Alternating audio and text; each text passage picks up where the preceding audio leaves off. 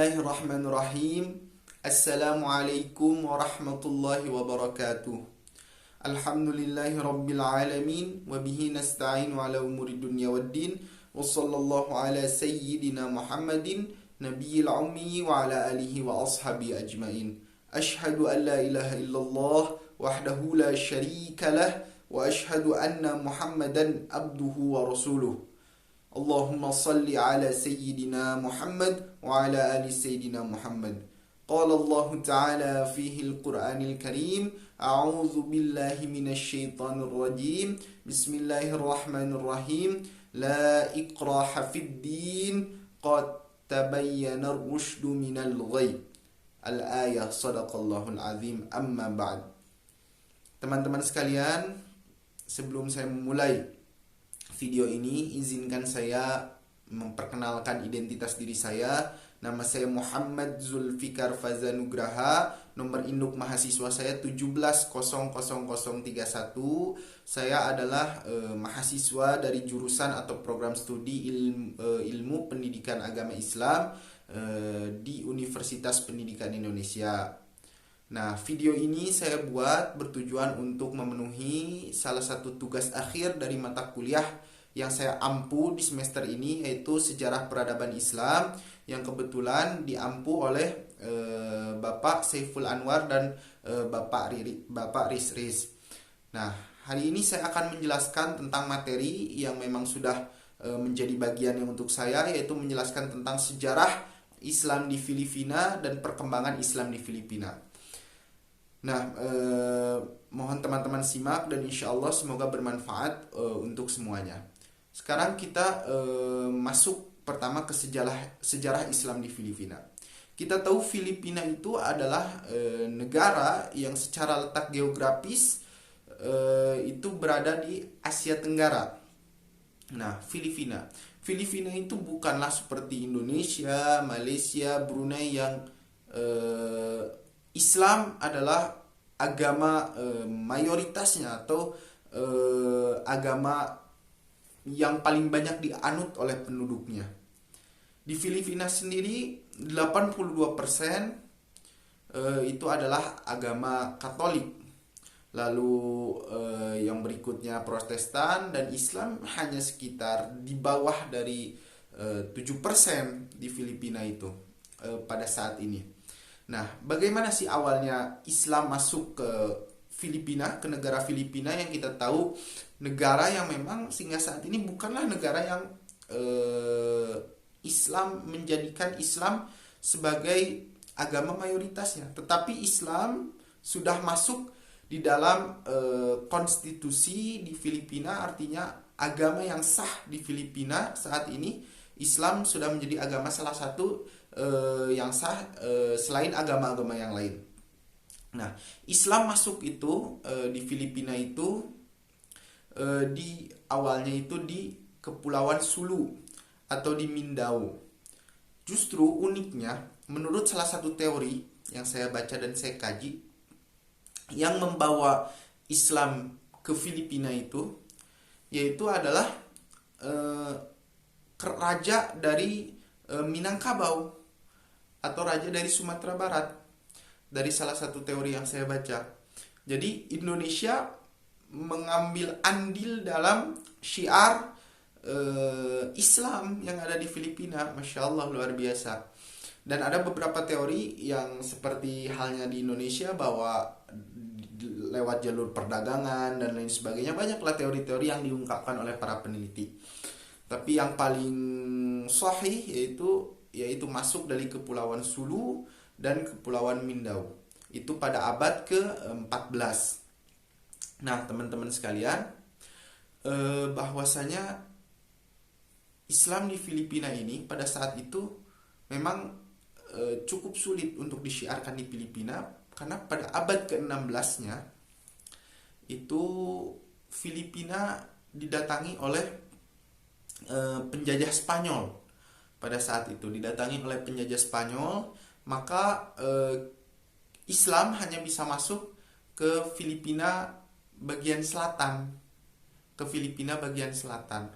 Jadi agak hanya tereksploitasi di Filipina yang bagian selatan saja. Sulit karena pada saat itu penjajah Spanyol sudah datang dan sudah melakukan ekspansi yang cukup besar di Filipina, yang mengakibatkan ya hingga saat ini Katolik menjadi agama mayoritas di sana gitu kan. Lalu setelah itu Islam di Filipina cukup berkembang secara baik, cukup berkembang secara cepat, walaupun persentase kenaikannya memang dari tahun ke tahun tidak intensitas kenaikannya tidak tinggi. Artinya memang karena ada beberapa faktor juga ya, karena faktor utamanya memang ada historis bahwa Filipina terjadi ekspansi yang cukup besar dari Spanyol pada saat itu.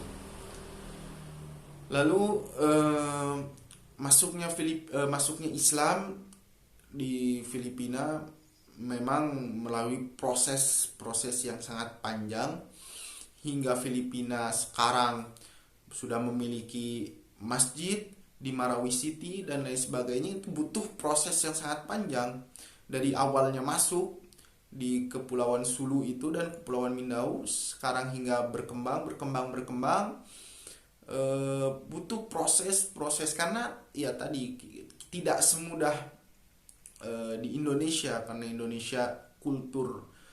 di Indonesia walaupun secara historis juga ada beberapa teori yang mengatakan Islam bukan agama yang pertama, tapi ada teori yang mengatakan agama yang pertama di Indonesia. Tapi Indonesia pada saat itu sudah cukup banyak agama yang Islam, sudah banyak kiai, sehingga hingga hari ini menjadi mayoritas. Berbeda dengan di Filipina ya tadi, pengaruh dari faktor-faktor historical itu memang sangat kental sekali di Filipina.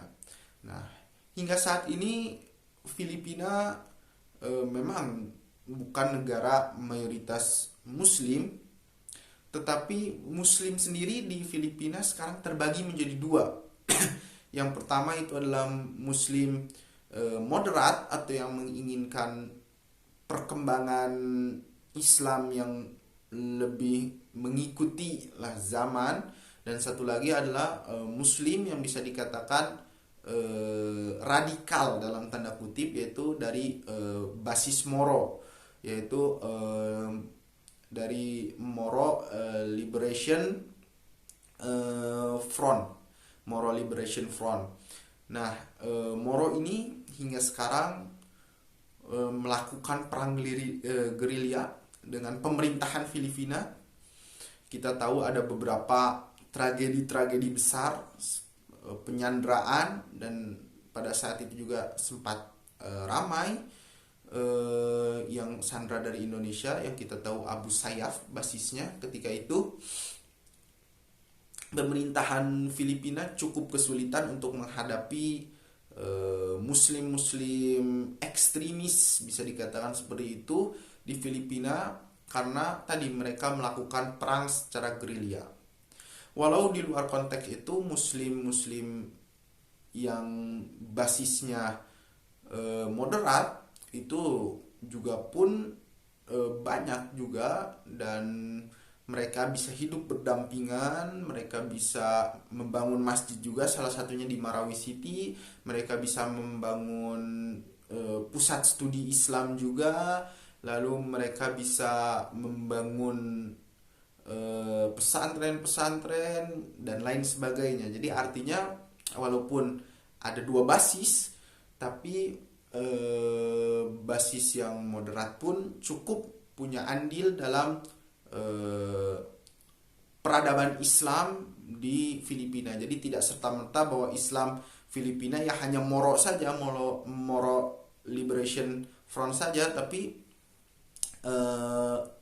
orang-orang Muslim moderat pun banyak di sana yang mengembangkan Islam di sana, sehingga Islam dapat diterima dan menjadi agama yang sah hari ini di Filipina. Uniknya di Filipina bahwa ada beberapa teori-teori yang mengatakan bahwa Filipina itu justru dulunya Islam, dulunya basis Islam yang cukup besar, seperti ibu kotanya sekarang Manila, dulu namanya Amanillah, diambil dari fi amanillah yang kita tahu dan lain sebagainya. Tapi itu teori yang memang ya wallahu alam kadar validnya besar atau tidak, ya saya hanya baca dari beberapa referensi tapi yang paling saya temukan ya tadi, bahwa pada saat itu ekspansi Spanyol gila-gilaan yang diprakarsai oleh Raja Charles pada saat itu dari Spanyol untuk memerintahkan untuk mengekspansi Filipina, sehingga Filipina ya kita tahu bahwa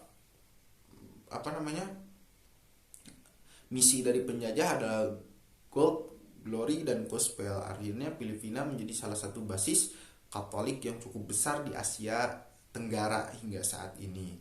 Tapi kita patut bersyukur bahwa Islam pun berkembang di sana, Islam pun baik, tidak seperti di negara-negara minoritas yang lain seperti kita tahu Myanmar dengan genosida terhadap Rohingya-nya, kita tahu China dengan diskriminasi, eksploitasi Uigurnya, dan lain sebagainya. Kita bersyukur alhamdulillah bahwa di Filipina kita belum mendengar berita adanya eksploitasi, adanya penyiksaan, adanya diskriminasi terhadap saudara-saudara kita muslim di sana. Dan kita tahu bahwa masjid di sana berkembang, pusat studi Islam berkembang, dan